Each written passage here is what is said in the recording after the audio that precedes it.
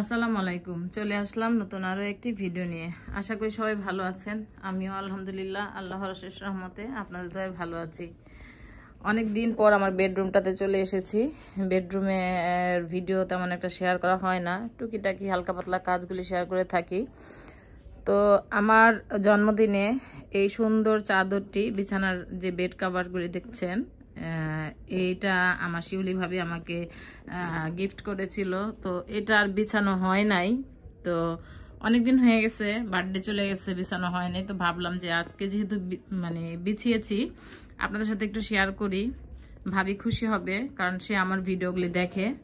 হয়তো বা ভাববে যে আমি তার বেড কাভারটি পছন্দ করি নাই, তার জন্য বিছানো হয়, মানে বিছাই নাই। কিন্তু এরকম কোনো বিষয় না।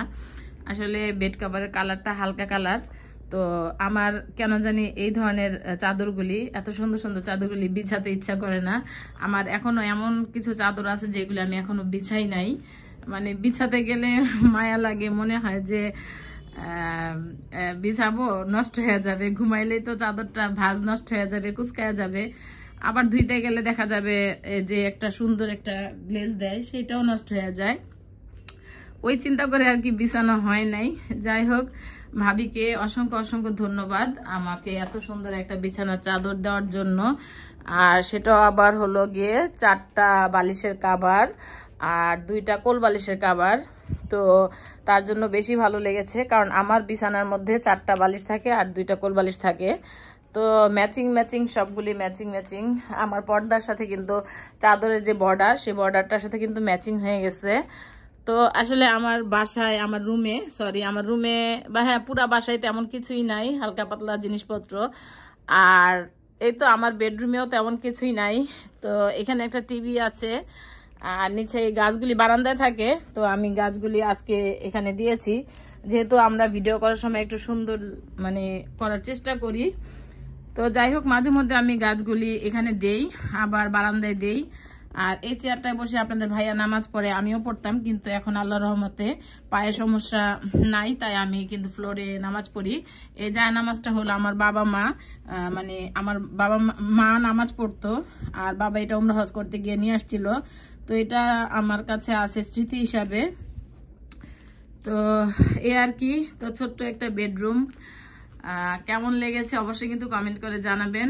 আর এই তো একটা ড্রেসিং টেবিল।